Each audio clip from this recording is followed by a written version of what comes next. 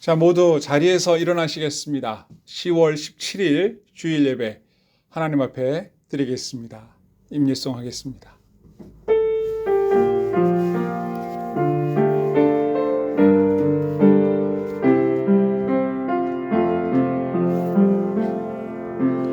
나는 하나님을 예배하는 예배자입니다.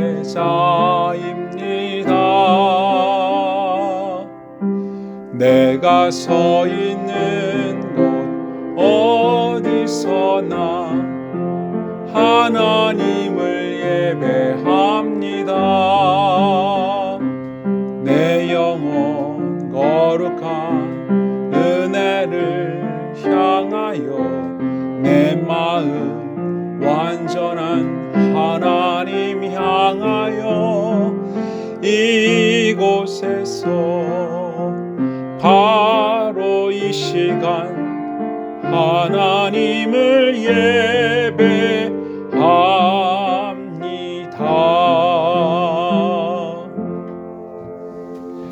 사랑과 은혜가 풍성하신 하나님, 주님의 은혜와 사랑에 감사와 찬양을 드립니다. 지난 날 동안 저희들에게 베풀어 주신 그 은혜로 인하여 오늘까지 주의 은총을 누리며 살게 하여 주시고, 이렇게 다 함께 주님을 예배할 수 있도록 은혜 주심을 감사 찬양 드립니다. 주님이 예배를 기쁘게 받아 주시옵소서. 예배를 통하여 영광을 나타내시고 예배를 통하여 하늘의 은혜와 복이 임하게 하시옵소서. 성도들에게 복을 내려 주시고 삶의 필요를 풍성하게 채우시며 이 땅을 살아가는데 주님 주신 능력으로 빛되고 소금되는 삶을 살아가게 하옵소서. 주께서 명하신 계명을 힘써 지키게 하시고 그 계명 속에서 우리를 사랑하시는 주님의 놀라운 사랑을 발견하게 하여 주옵소서. 오늘도 말씀하여 주시고 오늘도 우리의 찬양과 우리의 기도를 들어 응답하시며 하늘의 신령한 은혜와 땅의 축복들을 허락하여 주시옵소서. 이 예배를 온전히 주님께 드리기를 소원하올 때 예수님의 이름으로 간절히 기도하옵나이다. 아멘. 나는 전능하신 아버지 하나님 천지의 창조주를 믿습니다. 나는 그의 유일하신 아들 우리 주 예수 그리스도를 믿습니다. 그는 성령으로 잉태되어 동정녀 마리아에게서 나시고 본디오 빌라도에게 고난을 받아 십자가에 못 박혀 죽으시고 장사된 지 사흘 만에 죽은 자 가운데서 다시 살아나셨으며 하늘에 오르시어 전능하신 아버지 하나님 우편에 앉아 계시다가 거기로부터 살아있는 자와 죽은 자를 심판하러 오십니다. 나는 성령을 믿으며 거룩한 공교회와 성도의 교제와 죄를 용서받는 것과 몸의 부활과 영생을 믿습니다. 아멘. 모두 자리에 앉으셔서 찬송가 217장을 함께 부르겠습니다.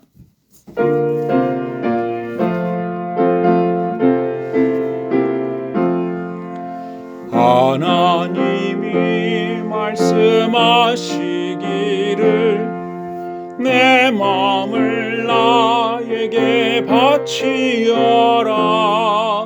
너 어디 있든지 날 섬기며 기쁘게 날 항상 의지하라. 바치어라 내 마음을 주께서 나에게 이르시네. 캄캄한 죄에서 불러내신 주께서는 인도하시리라. 구주께서 말씀하시기를 내 마음을 나에게 다 바치고 사악한 죄에서 벗어나면 나 어찌 널 구원하겠느냐. 바치어라 내 마음을 주께서 나에게 이르시네 캄캄한 죄에서 불러내신 주께서 늘 인도하시리라. 성령께서 말씀하시기를 가진 바 모든 것 다 맡기고 내 맘도 기쁘게 바치어라. 풍성한 은혜를 더하리라. 바치어라 내 마음을 주께서 나에게 이르시네 캄캄한 죄에서 불러내신 주께서 늘 인도하시리라. 아멘. 우리 다 함께 기도하실 때에 이영호 집사님 기도 인도하시겠습니다. 함께 기도하겠습니다. 감사하라. 저가 내 마음의 소원을 이루리라. 다윗은 감사하였습니다. 외롭고 쓸쓸할 때, 원수의 손에서 구원받았을 때, 환난을 극복하며 승리하였을 때 감사하였으며 모든 범사에 진실하게 감사하며 영광을 돌렸습니다. 저희들을 하나님 자녀로 세워주시고 아바 아버지라고 부를 수 있는 특권자로 선택하심을 진실로 감사합니다.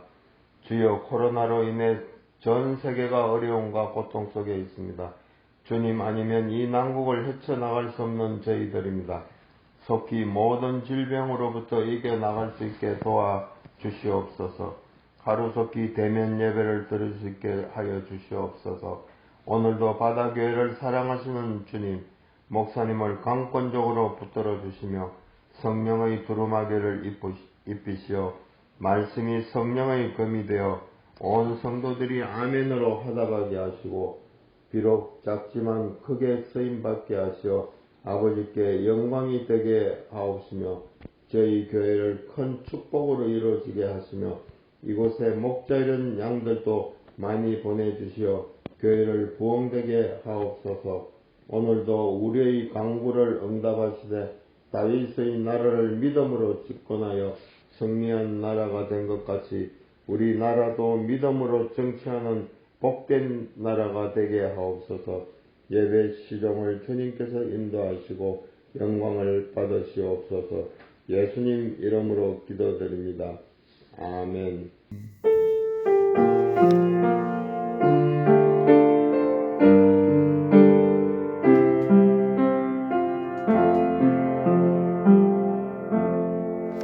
하늘에 계신 우리 아버지의 이름을 거룩하게 하시며 아버지의 나라가 오게 하시며 아버지의 뜻이 하늘에서와 같이 땅에서도 이루어지게 하소서. 오늘 우리에게 일용할 양식을 주시고 우리가 우리에게 잘못한 사람을 용서하여 준 것 같이 우리 죄를 용서하여 주시고 우리를 시험에 빠지지 않게 하시고 악에서 구하소서. 나라와 권능과 영광이 영원히 아버지의 것입니다. 아멘. 오늘 우리에게 주시는 하나님의 말씀을 함께 봉독하겠습니다. 구약성경 출애굽기 20장 17절 말씀이 되겠습니다. 내 이웃의 집을 탐내지 말라. 내 이웃의 아내나 그의 남종이나 그의 여종이나 그의 소나 그의 나귀나 무릇 내 이웃의 소유를 탐내지 말라. 아멘. 오늘의 말씀은 십계명 맨 마지막 10번째 계명이 되겠습니다. 내 이웃의 소유를 탐내지 말라. 오늘 본문에서 탐낸다라고 번역된 히브리어 단어는 하마드입니다. 뜻은 욕망을 품다, 무엇을 즐기다 이런 의미가 있습니다. 우리말 사전에서 탐내다를 찾으면 가지거나 차지하고 싶어 하다라는 의미입니다. 오늘 본문에서 탐내지 말라라고 말씀하실 때 이 말은 부정적인 측면에서 쓰였습니다. 그렇지만 이 단어의 본래의 의미만으로만 본다면 부정적인 의미는 아닙니다. 사람이 무엇인가를 갖고 싶고 소유하고 싶고 성취하고 싶어 하는 욕망은 자연스러운 것입니다. 생명에게 욕망이 없다면 계속 성장할 수 없겠죠. 그러나 욕망을 품되 어떤 대상에 대한 욕망이냐, 어떤 것에 대한 원함이냐가 문제입니다. 본문에 보시면 탐내지 말라고 말씀하시는 대상이 딱 적혀 있는데 바로 내 이웃의 집, 내 이웃의 아내, 내 이웃 그의 종, 내 이웃 그의 소나 나귀 등을 탐내지 말라고 말씀하고 계십니다. 그러니까 성경은 탐내도 되는 것이 있고 탐내서는 안 되는 것이 있는데 탐내는 것 자체가 문제라기보다는 내 이웃의 집, 내 이웃의 아내, 내 이웃의 남종, 여종, 소나 나귀는 네 것이 아니라 이웃의 것이므로 갖고 싶어 하거나 욕망해서는 안 된다고 금지의 말씀을 하시는 것입니다. 만약에 하나님께서 이렇게 말씀하심에도 불구하고 이웃의 소유를 갖고 싶어 하여 탐을 낸다면 이것은 하나님의 말씀을 거역하는 범죄가 되는 것입니다. 그래서 오늘 분명히 말씀하십니다. 탐내지 말아라. 내 이웃의 집, 내 이웃의 아내, 내 이웃의 남녀 종, 내 이웃의 가축들을 탐내지 말라. 갖고 싶어 하지 말아라. 욕망하지 말아라. 분명히 말씀하고 계신다는 것입니다. 왜 그렇지요? 그것은 내 이웃의 소유이기 때문이다. 이렇게 말씀하시는 겁니다. 그래서 하나님께서 이 계명을 주시는 것에는 분명한 목표가 있죠. 즉 하나님께서는 각각 사람들의 소유가 다른 사람들의 탐심에 의하여 계속해서 이렇게 다른 사람들에 의하여 침해받을 수 있다는 것을 아시고 보호해 주시려고 하는 것이죠. 다른 사람이 너의 물건을 탐내지 못하도록 내가 이 계명을 말해주겠다. 하나님께서 성도들의 소유를 보장해 주시려고 하는 하나님의 기쁜 뜻이 담겨 있고 또 하나는 다른 사람의 것을 탐냄으로 인하여 범죄하지 않도록 하나님께서 명확하게 선을 그어 주시는 것입니다. 즉 하나님이 허락하신 것만이 내 것입니다. 그 외의 것은 내 것이 아니기 때문에 정당한 방법으로 소유하여야만 내 것이 될 수 있는데 내 것을 내 것으로 여기고 남의 것은 남의 것으로 여기면서 분명히 서로의 것을 존중하며 살아야 하는데 사람의 마음은 그렇지가 않은 거예요. 내 것도 내 것이고 네 것도 내 것이 됐으면 좋겠다. 정당한 방법으로 네 것이 내 것이 되는 것은 누가 뭐라 하지 않겠지만 내 것이 될 수 없는 것을 내 것으로 삼고 싶어하는 마음이 이 안에서 일어난단 말입니다. 그때에 주님은 말씀하십니다. 그러면 안 된다. 분명히 말씀하여 주심으로 하나님의 말씀에 순종하는 자라면 내게 허락되지 않은 것을 갖고자 하는 욕망을 빨리 포기하게 될 것입니다. 하나님이 내게 허락해 주신 것은 가장 좋은 것이고 내게 가장 알맞은 것이라는 믿음이 필요합니다. 그래서 다른 사람의 것을 탐내지 않고 자기의 것을 만족히 여기며 살 수 있는 것이죠. 그러나 우리의 마음이 모자라다, 불만이다, 이것은 내 마음에 들지 않는다 라고 생각하고 오히려 다른 사람의 것이 더 내게 맞는 것처럼 생각하는 것은 잘못된 행동, 잘못된 생각, 잘못된 태도가 되는 것입니다. 주님께서 우리에게 허락하신 것을 우리에게 가장 알맞은 것으로 생각하는 것, 이것이 겸손이며 이것이 믿음입니다. 주님께서 우리에게 허락하신 것이 참으로 아름답고 좋은 것이라고 시편 기자는 다음과 같이 노래하고 있습니다. 시편 16편 5절 말씀에 여호와는 나의 산업과 나의 잔의 소득이시니 나의 분깃을 지키시나이다. 내게 줄로 지어준 구역은 아름다운 곳에 있으며 나의 기업이 실로 아름답도다. 아멘. 다윗은 하나님이 나의 목자이시기 때문에 나는 부족하지 않습니다. 이렇게 고백했습니다. 시편 23편 1절에서 여호와는 나의 목자시니 내게 부족함이 없으리로다. 아멘. 이와 같은 마음과 태도를 가지고 사는 것이 바로 10번째 계명을 지켜 순종하며 사는 것입니다. 이 계명 속에서 우리는 분명한 것을 알게 되죠. 하나님은 각 개인의 소유를 인정하시고 그 소유를 타인의 침범으로부터 보호장해 주기를 원하신다는 사실입니다. 그래서 이미 8계명에서도 도둑질하지 말라 말씀하신 거죠. 네 것이 있고 내 것이 있기 때문에 도둑질이라는 것이 성립하죠. 다 네 것이고 다 내 것이라면, 우리 모두의 것이라면 너도 내 것이 될 수 있고 내 것도 네 것이 될 수 있다면 도둑질이라는 것이 성립하지 않겠죠. 분명히 개인 소유가 있기 때문에 도둑질이 성립하는 겁니다. 그래서 하나님이 도둑질하지 말아라, 다른 사람의 소유를 함부로 침탈하지 말아라 명령하신 것 아니겠습니까? 오늘 명령도 마찬가지입니다. 그런데 8계명과 오늘 명령이 다른 점은 도둑질하기 전에 마음으로 탐내는 것까지도 하지 말라고 금하고 계신다는 것이죠. 자, 하나님께서 저와 여러분의 모든 소유와 저와 여러분이 가지고 있는 것을 보장해 주시기 원한다는 이 사실이 너무 감사하고 기쁘지 않습니까? 한편으로는 다른 사람의 것을 손대지 말아라, 다른 사람의 것을 탐내지 말라고 말씀하시므로 우리가 서로가 서로를 존중하고 의존하면서 함께 더불어 살아가야 한다는 것을 말씀하고 계시는 것이고, 그 말씀에 순종하는 사람들이 더불어 산다면 평화롭고 복된 인생이 되는 것이죠. 저와 여러분의 삶을 우리 주님께서 지켜주시고 보호해 주시기를 주의 이름으로 축원합니다. 성경에 보면 시편 127편 1절에서 여호와께서 집을 세우지 아니하시면 세우는 자의 수고가 헛되며 여호와께서 성을 지키지 아니하시면 파수꾼의 깨어있음이 헛되도다. 너희가 일찍 일어나고 늦게 누우며 수고의 떡을 먹음이 헛되도다. 그러므로 여호와께서 그의 사랑하시는 자에게는 잠을 주시는도다. 아멘.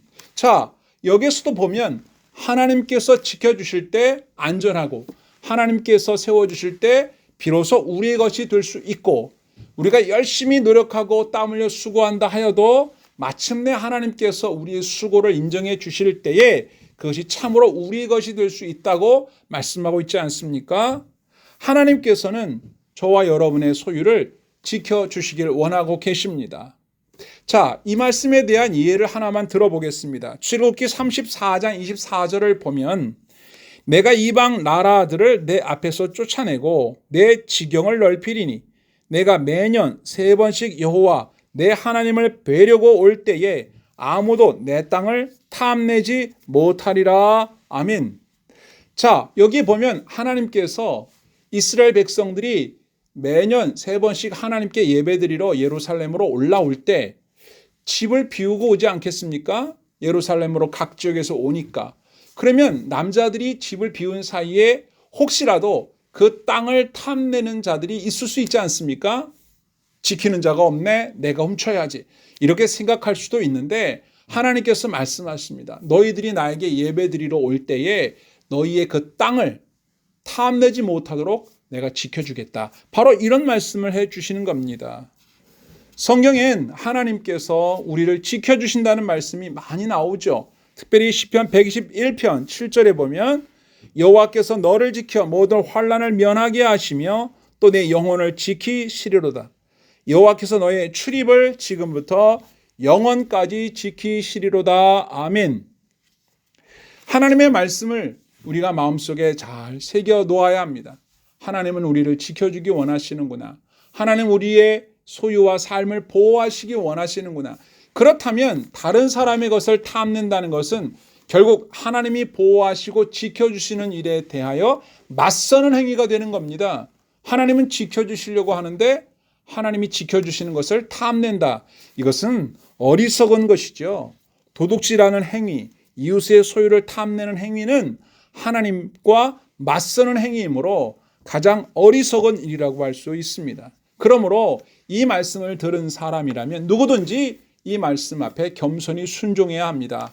아, 내 것이 아닌 다른 사람의 것을 갖고 싶어하는 탐심이 내 마음속에서 일어날 때 아이쿠, 하나님께서 그렇게 하지 말라고 말씀하셨지 하고 그 마음 자체가 불러 일어나지 않도록 접어야 되고 포기해야 되고 그 마음을 내어버려야 되는 것입니다.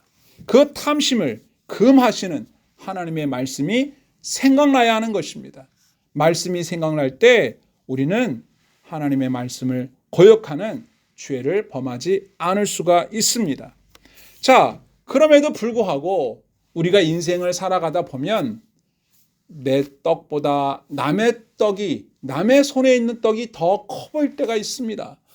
나보다 다른 사람이 더 나아 보이고 내가 가진 것보다 남이 더 많이 가진 것 같고 또 거기서 멈추는 것이 아니라 그것을 내가 빼앗았으면 좋겠고 그것이 내 것이 못 되면 그걸 망쳐버리고 싶고 하는 이런 나쁜 마음들이 마음속에서 계속 일어날 수 있다라고 하는 것입니다.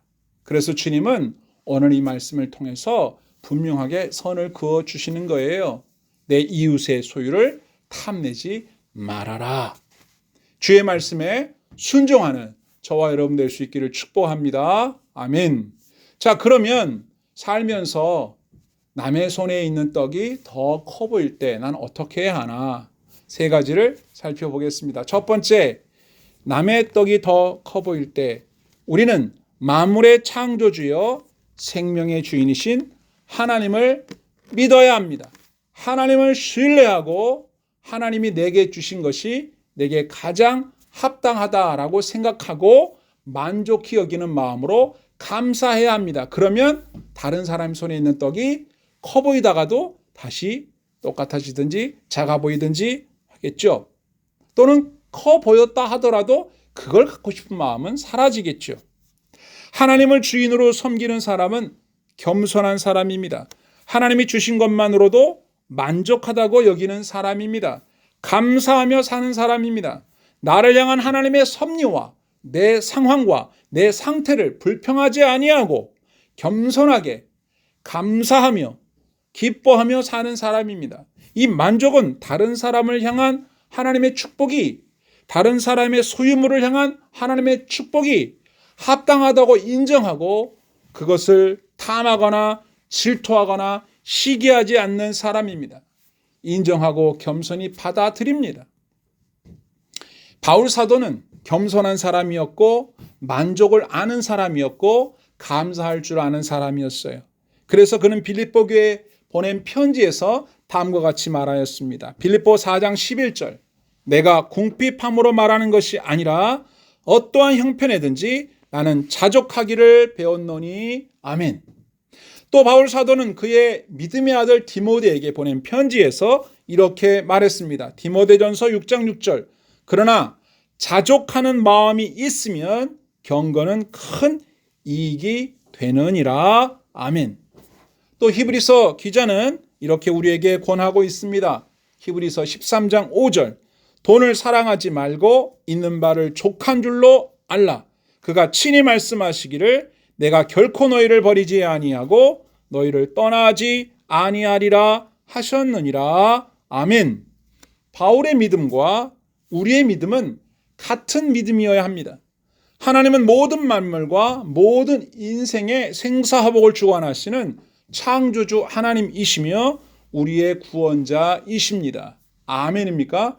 하나님이 우리의 삶을 다스리고 계시기 때문에 하나님을 믿는 그 믿음으로 살 때 우리의 삶을 만족히 여길 수 있습니다. 그러나 하나님을 주인으로 믿고 섬기지 않는 자의 마음은 교만한 마음입니다. 교만한 사람은 불만족스러워합니다. 불만족스러워하는 사람은 하나님을 주인으로 섬기지 않기 때문에 하나님이 나를 올바르고 공평하게 공정하게 대우하고 있지 않다고 생각합니다. 그래서 불만족스러워하면서 하나님의 과실을 찾습니다. 하나님이 실수했다. 하나님이 잘못했다. 하나님이 계시다면 나한테 이러면 안 된다. 하나님의 과실을 찾아내려고 합니다. 하나님은 불공평하다 이렇게 말하려고 합니다. 그래서 불공평한 하나님을 원망하고 주변에 있는 사람들의 삶을 바라보면서 못마땅히 여기며 항상 분노하는 마음으로 살아가게 됩니다. 그 마음을 표현하는지 안 하는지는 다른 이야기지만 그 마음 속에 만족하는 감사하는 마음을 갖고 살지 못한다는 것입니다. 이 불만족스러운 마음의 태도를 갖는 사람은 하나님 앞에 불경스러운 태도를 가진 사람입니다. 하나님의 선하심과 인자하심을 불신하는 태도이며 하나님이 이미 허락하신 그 소유를 절대 만족하지 못하고 오히려 금지하신 다른 사람의 소유를 계속해서 탐하고자 하는 마음을 갖게 되는 것입니다. 탐욕을 품고 다른 것을 간절히 열망하나 힘이 없거나 여러 가지 상황이 좋지 않아요 좌절되면 절망합니다. 그리고 힘이 있어 폭력으로 남의 것을 빼앗을 수 있게 되면 빼앗아서 자신의 욕심을 채웁니다. 그리고 끊임없이 욕망을 채우기 위해서 탐욕스러운 마음을 가지고 계속 다른 사람의 것을 탐욕스러워합니다. 그러나 그 갈증은 채워지지 않고 만족하지 못한 채 끊임없이 조금 더 하다가 마침내 하나님의 준엄하신 심판대 앞에 서게 되는 것입니다. 누가복음 12장에 보면 예수님께서 이렇게 말씀하셨습니다.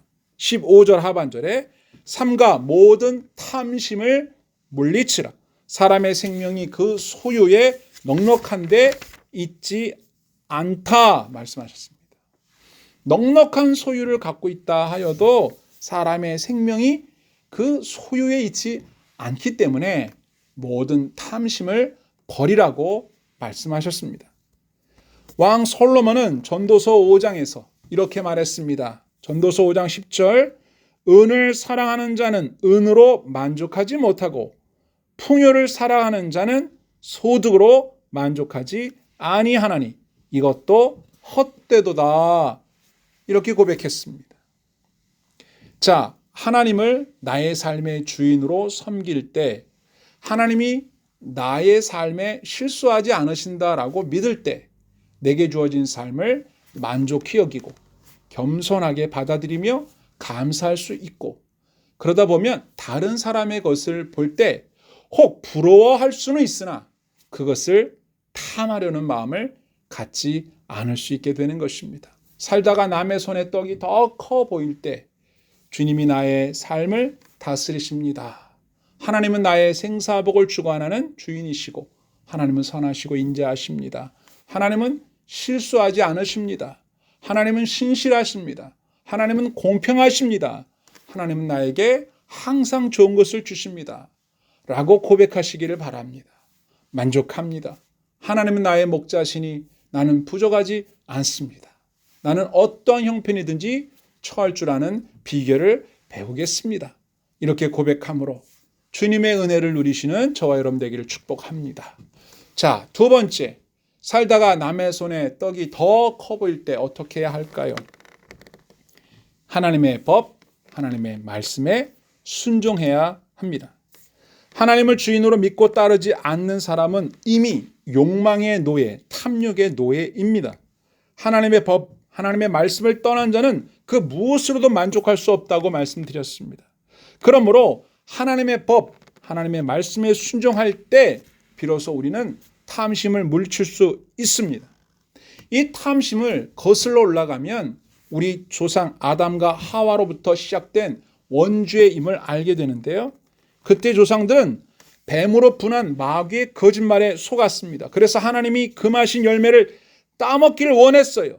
뱀의 거짓말을 듣는 순간 하와는 먹는 날에는 정령 죽으리라 말씀하신 하나님의 말씀이 들려왔어요. 그 말씀에 순종해야 했습니다. 그러나 그 말씀에 불순종하고 금단의 열매를 바라보자 그의 마음속에 탐심이 일어났습니다. 그래서 창세기 3장 6절에 보면 여자가 그 나무를 본즉 먹음직하고 보암직도 하고 지혜롭게 할 만큼 탐스럽기도 한 나무인지라. 여자가 그 열매를 따먹고 자기와 함께 있는 남편에게도 주매 그도 먹은지라. 아멘. 이것이 최초의 탐심이고 이것이 최초의 범죄, 원죄였다 이 말씀입니다. 또 이스라엘 백성 가운데 아간이라고 하는 자, 우리가 지난주에도 말씀에 살폈는데요. 이 아간이라고 하는 자가 여리고성을 정복하는 중에 하나님께서 금하신 말씀을 무시하고 하나님이 금하신 것을 탐하여 훔칩니다. 여호수아 7장 21절, 내가 노략한 물건 중에 시날산의 아름다운 외투 한 벌과 은 200세겔과 그 무게가 50세겔 되는 금덩이 하나를 보고 탐내어 가졌나이다. 아멘. 탐내어 가졌다라고 아간이 고백했습니다. 다윗이라는 사람 우리가 잘 알잖아요. 참 믿음의 사람이고 존경에 맞지 않는 훌륭한 왕 아니겠습니까? 그런데 그 다윗이 하나님의 말씀을 업신여기고 남의 아내를 탐하여 빼앗고 이를 숨기기 위하여 그 남편을 죽이는 일까지 한 사람이라는 사실이 충격적이지 않습니까? 사무엘하 12장 9절 하반절에 어찌하여 내가 여호와의 말씀을 업신여기고 나 보기에 악을 행하였느냐? 내가 칼로 햇사람 우리아를 치되 암몬 자손의 칼로 죽이고 그의 아내를 빼앗아 내 아내로 삼았도다. 아멘. 자, 아담과 하와, 아간, 다윗, 이 사람들이 탐심으로 무너진 이 삶의 고통스러운 모습 속에 공통적인 것이 있지 않습니까? 셋 다 모두 다 하나님의 말씀을 업신여겼다. 하나님의 말씀을 순종하지 않았다. 하나님의 말씀을 잊어버렸다는 데에 공통점이 있다는 것입니다. 특히 누구보다 하나님을 경외했고 하나님을 사랑했던 다윗은 참으로 안타깝습니다.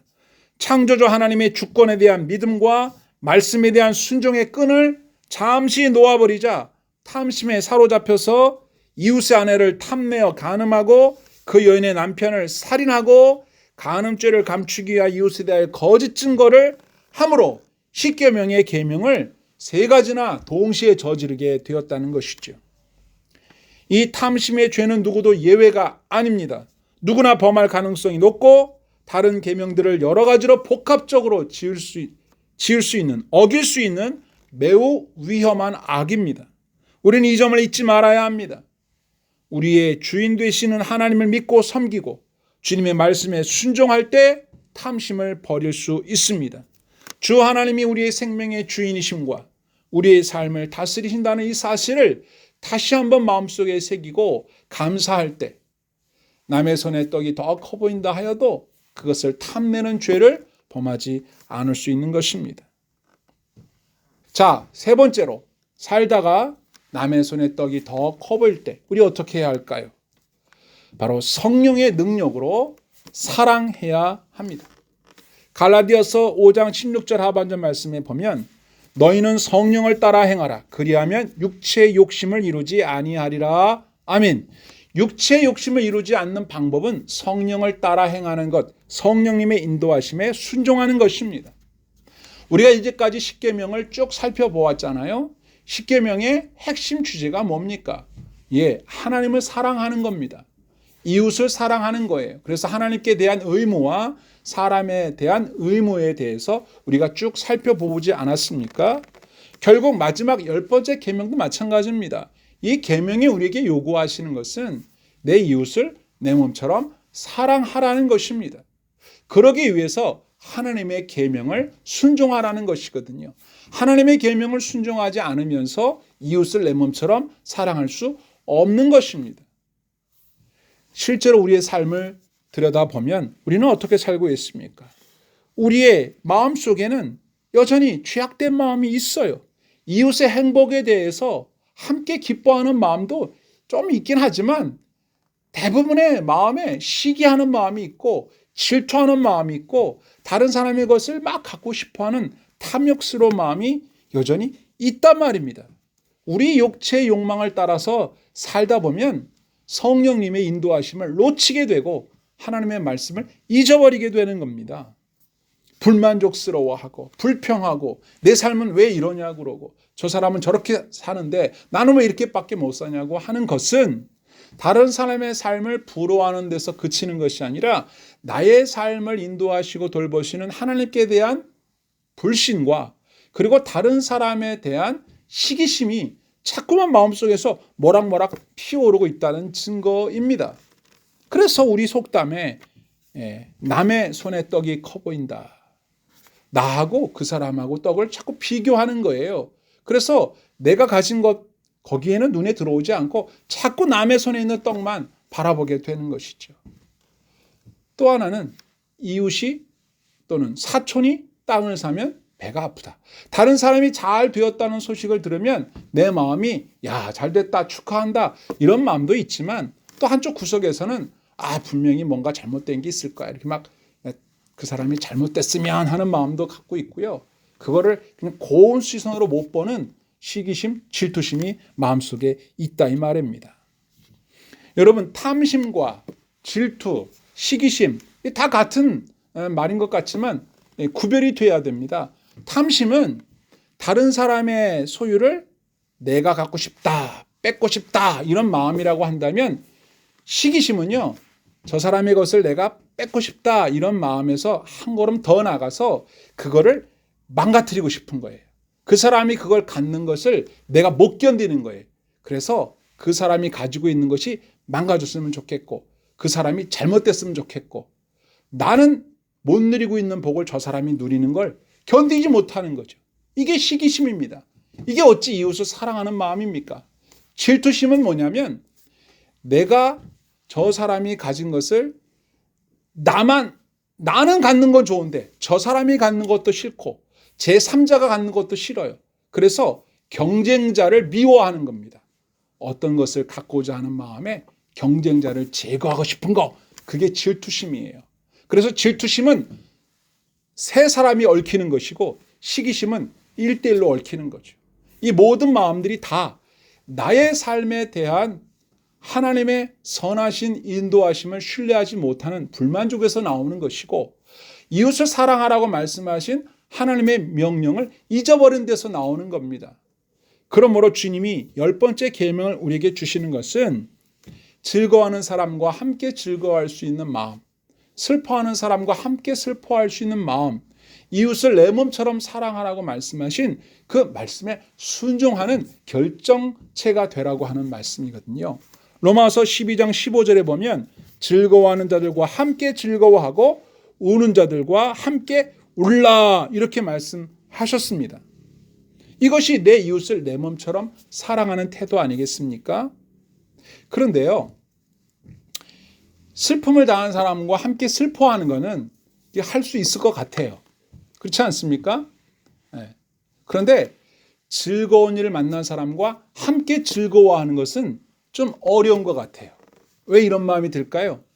마음속에 질투와 시기심이 있기 때문에 그래요. 탐심이 있기 때문에 그래요. 그래서 같이 어려움을 당한 것을 슬퍼하는 일은 너도 잘못됐고 나도 잘못됐으니까 괜찮은데, 나는 잘못됐는데 너만 잘됐다, 같이 기뻐하기가 어렵다 그 말이에요. 이게 얼마나 못된 마음입니까? 이런 마음을 품고서는 하나님이 말씀하신 이웃을 내 몸처럼 사랑할 수가 없는 거잖아요. 여러분, 정말로 사랑하는 사람이 잘 되면 내 마음이 그 사람이 기뻐하는 것보다 더 기쁘고요. 정말로 사랑하는 사람이 아파하면 그 사람이 아파하는 것보다 내가 더 아픈 거예요. 그것이 사랑입니다. 하나님께서 우리에게 성령을 통하여 사랑을 배우기를 원하고 계세요. 고린도전서 13장 4절에 사랑은 오래 참고 사랑은 온유하며 시기하지 아니하며, 사랑하면 시기하지 않습니다. 시기하는 마음은 사랑하지 않는 거예요. 여러분, 저와 여러분의 마음속에 성령님이 주시는 사랑의 열매가 풍성히 맺혀지기를 축복합니다. 십계명은 사랑하라는 계명입니다. 사랑하지 못할 때 10가지 계명을 하나씩 어기게 되는 것입니다. 하나님께서는 우리에게 물으십니다. 내 이웃이 누구냐? 내 형제는 어디 있느냐? 이렇게 물으십니다. 우리는 내 자신의 일만 몰두하여 내 형제 자매가 어떻게 살고 있는지에 대해서 관심도 없을 뿐만 아니라 오히려 관심을 가지고 내 형제 자매가 잘 되는 것을 보면서 함께 기뻐하기보다는 그걸 시기하고 질투하는 마음으로 살아가는 경우가 많기 때문에 하나님께서 이 계명을 우리에게 주시는 겁니다. 여러분, 최초의 아들이 가인입니다. 아담과 하와 부부 사이에서 처음으로 태어난 아들이 가인이에요. 그리고 그 동생이 아벨이죠. 그런데 여러분, 창세기 4장에 보면 그 최초의 가인이 최초의 동생 아벨을 시기하여 때려 죽입니다. 그래서 하나님께서 가인에게 물어보셨어요. 얘야, 네 동생 아벨 어디 있느냐? 이렇게 물어보시니까 가인이 대답합니다. 뻔뻔하게. 창세기 4장 9절에 제가 제 아우를 지키는 자입니까? 이렇게 뻔뻔하게 자기가 때려 죽여놓고 하나님이 어딨냐라고 물으니까 제가 그걸 어떻게 알아요? 내가 동생 지키는 사람이냐고요? 이렇게 대답했단 말입니다. 성경 우리에게 말씀하십니다. 우리에게는 내 형제가 어디 있느냐라고 물으시는 하나님 앞에 예, 제 형제가 어디에 있습니다. 제가 찾아보겠습니다. 제 형제에게 더 깊은 관심을 갖겠습니다. 라고 대답해야 할 의무가 있다고 말씀하고 계시는 거예요. 하나님께서 내 동생 아벨이 어디 있느냐라고 물을 때 제가 동생 지키는 자냐고요? 이렇게 대답하지 말라 이 말입니다. 여러분, 하나님께서 저와 여러분에게 10가지 계명을 이미 말씀하셨습니다. 마지막 10번째 계명은 첫 번째 계명에서 9번째 계명 모두를 종합하는 계명이라고 이야기해도 과언이 아닙니다. 여러분 생각해 보십시오. 야고보서 1장 15절에 있는 말씀처럼 욕심이 잉태한 즉 죄를 낳고 죄가 장성한 즉 사망을 낳는다. 우리 마음속에 일어나는 이 욕심들이 죄를 만들어내는데 내 마음속에서 일어나는 이 탐심이 죄를 만들어내는 거예요. 하나님께서 금하신 말씀을 어기게 만드는 겁니다. 우리가 이 말씀을 마음속에 새겨야 합니다. 또 골로새서 3장 5절에 보면 그러므로 땅에 있는 지체를 죽이라. 곧 음란과 부정과 사욕과 악한 정욕과 탐심이니 탐심은 우상 숭배니라. 탐심이 우상 숭배라고 성경은 말해주고 있습니다. 탐심이 하나님보다 다른 무엇을 더 사랑하게 만드는 것이죠. 탐심이 하나님의 말씀을 무시하고 자기의 욕망에 사로잡히도록 만드는 거예요. 그래서 이웃의 것을 탐내지 말라고 말씀하시는 겁니다. 이것은 이웃의 것을 보호하시는 의미도 있지만 하나님을 사랑하고 이웃을 사랑해야 할 하나님의 백성들이 빠지기 쉬운 함정, 빠지기 쉬운 죄의 덕목이기 때문에 하나님께서 분명히 말씀하셔서 금하게 하심으로 우리로 하여금 범죄하지 않도록 하시는 하나님의 배려요 사랑이라는 것이죠. 우리가 경계해야 할 조항이라고 할 수 있습니다. 오늘 주님이 우리에게 말씀하십니다. 하나님 우리의 마음을 감찰하신다고 말씀하십니다. 우리가 어떤 마음을 품고 사는지 알고 계신다고 말씀하십니다. 그래서 오늘 본문을 통하여 분명히 말씀하십니다. 너는 내 이웃의 집을 탐내서는 안 된다. 내 이웃의 것을 탐내서는 안 된다. 그들이 행복하게 사는 것을 보고 너도 행복해 하거라. 너도 그들과 함께 기뻐하고 그들이 가진 것을 인정해 주고 너도 하나님이 너에게 주신 것, 너에게 허락하신 것을 기뻐하고 만족해하며 감사하고 그렇게 살도록 해라. 그렇게 살기 위해서는 하나님이 우리의 삶의 주인이심을 인정해야만 가능한 일이고 하나님의 말씀에 순종해야만 가능한 일이고 성령의 능력으로 사랑할 때 가능한 일이기 때문입니다. 하나님의 은혜와 복이 저와 여러분들에게 함께하길 바랍니다. 그래서 오늘 이후로 하나님이 내게 허락하신 인생, 내 삶과 내 가족, 나의 삶의 지경을 기뻐하십시오. 감사하십시오. 그리고 여러분이 정당한 방법으로 더 나아지도록, 더 풍성해지도록 축복해 달라고 하나님께 간구하십시오. 그리고 옆에 있는 주변 사람들, 여러분들의 이웃들, 여러분들의 형제 자매들이 하나님의 복을 많이 받아서 함께 기뻐하고 함께 축하하는 행복한 삶을 살아갈 수 있게 해달라고 그렇게 기도해 주시고 축복해 주시기 바랍니다. 오늘의 이 말씀을 통해서 저와 여러분들의 삶이 풍성한 은혜를 경험하는 복된 인생 될 수 있기를 주님의 이름으로 축원드립니다. 아멘.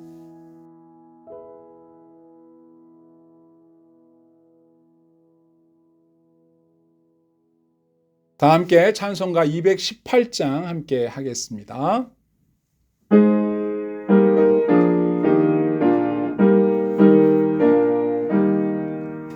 내 맘과 정성을 다하여서 주 너의 하나님을 사랑하라. 내 몸을 아끼고 사랑하듯 형제와 이웃을 사랑하라.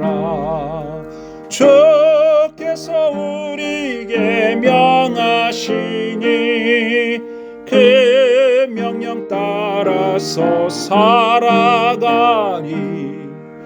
널 미워 해치는 원수라도 언제나 너그럽게 사랑하라.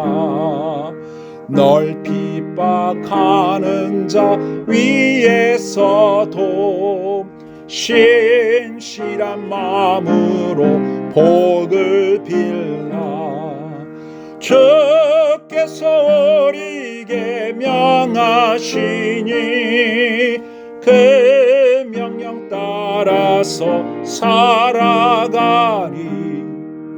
나 항상 주님을 멀리하고 형제를 사랑하지 못하였다.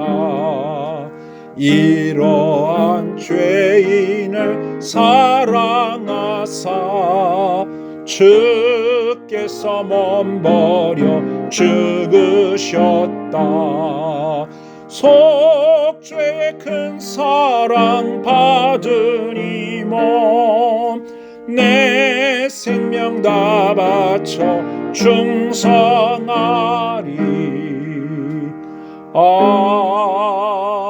아멘. 오늘의 말씀을 생각해 보겠습니다. 주일학교에서 아이들을 지도할 때 함께 불렀던 찬송을 여러분도 아시는지 모르겠습니다. 아름다운 마음들이 모여서 주의 은혜 나누며 예수님을 따라 사랑해야지. 우리 서로 사랑해.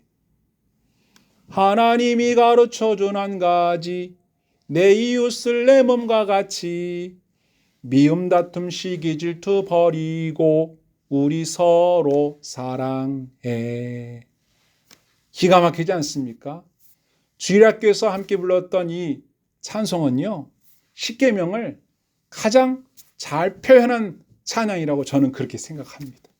특히 10번째 계명, 미운, 다툼, 시기, 질투 버리고 우리 서로 사랑해. 하나님이 가르쳐준 한 가지, 내 이웃을 내 몸과 같이. 여러분 어떻게 생각하십니까? 이웃을 사랑하는 구체적인 방법은 이웃의 삶을 시기하거나 질투하지 않는 겁니다. 그리고 이웃의 것을 탐내지 않는 거예요. 그럴 때 우리는 내 이웃을 내 몸처럼 사랑하고 있다라고 고백할 수 있습니다. 여러분 이렇게 살지 못했던 지난 날이 후회되지 않습니까? 회개 기도를 드려야 합니다. 시기했던 것, 질투했던 것, 그리고 이웃의 것을 탐내는 마음을 가졌던 것 회개하시고, 이제 이후로 나의 삶의 주인이신 하나님을 인정하고 그분의 말씀에 순종하며 무엇보다 성령님의 열매가 가득 넘쳐서 사랑하며 살아가는 나의 남은 때가 될 수 있기를 소원한다고 간절히 기도하는 기도를 드렸으면 좋겠습니다. 함께 기도합시다. 사랑과 은혜가 풍성하신 하나님, 주님의 계명을 마음속에 깊이 새깁니다. 내 이웃의 소유를 탐내지 말라. 하나님이 내게 주신 것을 기뻐합니다. 감사합니다. 주님이 내게 주신 것에 만족할 때 우리는 다른 사람이 가지고 있는 것에 눈을 돌리지 않을 수 있습니다. 다른 사람의 소유를 탐내지 않을 수 있습니다. 그런데 내가 믿지 못하여 내게 주신 것이 불공평하다고 여기고 하나님이 내게 허락하신 것이 뭔가 문제가 있다고 생각하고 왜 나는 이것밖에 주지 않으시는 거느냐고 하나님 앞에 불공평하다고 그렇게 떠들 때 내 마음과 내 눈길이 이웃의 소유로 향하게 되고 그것을 탐하게 되는 것을 보게 됩니다. 오 주님, 불쌍히 여겨 주옵소서. 하나님은 나를 잘 아십니다. 나보다 나를 더 잘 아시고 내게 있어야 할 것을 주님이 아십니다. 나의 필요를 주님이 아십니다. 내가 원하는 만큼이 아니라 내게 필요한 만큼 주시는 하나님의 놀라운 사랑과 배려를 제가 믿습니다. 그래서 감사합니다. 하나님이 나의 목자이심으로 나는 부족하지 않습니다. 어떤 형편에도 만족할 줄 아는 일체의 비결을 배우겠습니다. 주님, 지난날 제가 불평불만하며 살았던 어리석은 죄를 회개합니다. 다른 사람의 것이 더 좋아 보이고 그것을 빼앗고 싶은 마음을 가졌던 것을 회개합니다. 뺏을 수 없다면 그것이 망가졌으면 좋겠다라고 생각했던 시기하는 마음도 회개합니다. 어떤 것을 두고 경쟁하는 자를 미워하고 그 사람만 아니었다면 내가 그것을 가질 수 있었는데, 그 사람만 아니었으면 내 차지가 될 수 있었을 텐데 하는 질투하는 마음도 있었습니다. 회개합니다. 이 모든 마음들이 하나님의 은혜를 믿지 못하고 하나님의 사랑을 믿지 못하고 하나님의 섭리를 믿지 못하고 불만족스러워했던 어리석은 죄임을 회개합니다. 주님, 우리가 말씀에 순종하여 하나님을 사랑하고 이웃을 내 몸처럼 사랑하는 하나님 나라 백성다운 삶을 살아가기를 간절히 소원합니다. 미움, 다툼, 시기, 질투를 버리고 서로 사랑하는 삶을 살아가기를 소원합니다. 주님, 우리를 성령으로 인도하여 주옵소서. 우리의 주인 되시는 주님께서 이끄시는 대로 기뻐하며 감사하며 살게 해 주시옵소서. 범사에 감사하라고 항상 기뻐하라고 말씀하신 그 깊은 뜻을 깨닫습니다. 하나님을 신뢰합니다. 하나님 축복하며 간구하오니 사랑하는 바다교회 성도들을 축복하여 주시옵소서. 그들에게 풍성한 것을 내려 주시옵소서. 만족해하며 기뻐하며 감사하는 삶을 살아가게 하여 주옵소서. 그들의 마음속에 성령으로 충만케 하시오 주님이 주신 그 사랑으로 사랑하며 살게 하여 주옵소서. 우리 바다교회가 우리 성도들을 이끌되 우리 성도들을 섬기되 우리 바다교회가 하나님을 사랑하는 성도들로 가득 차게 하여 주시옵소서. 이웃을 사랑하는 성도들로 가득 찬 교회가 되게 하여 주옵소서. 성도들이 하나님을 더 사랑하게 돕는 교회가 되게 하여 주옵소서. 하나님, 오늘도 저희에게 은혜 베푸신 것을 감사합니다. 예배를 함께 드리는 모든 성도들과 가정, 자녀들에게 축복하여 주셔서 십계명을 마음속에 잘 새기고 이 계명을 지켜서 하나님께 영광을 돌리고 이 땅에 하나님의 나라를 아름답게 확장시켜 나아가는 하나님의 거룩한 백성들 되게 하여 주시옵소서. 이 모든 기도를 우리 주 예수님의 이름으로 간절히 기도드리옵나이다. 아멘. 모두 자리에서 일어나셔서 하나님 앞에 예물을 봉헌하겠습니다.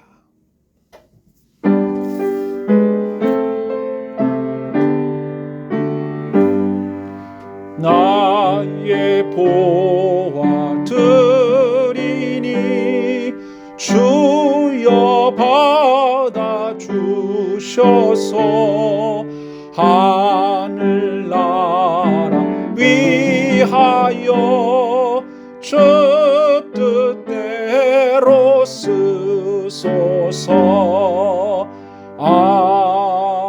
아멘.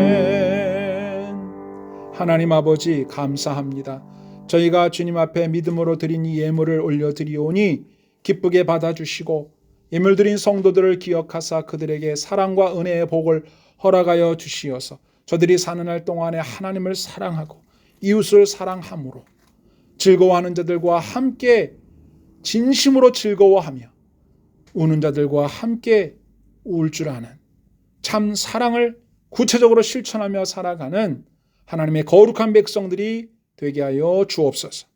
성도들의 삶을 축복합니다. 저들의 삶의 필요를 좋은 것으로 충분히 채워 주옵소서.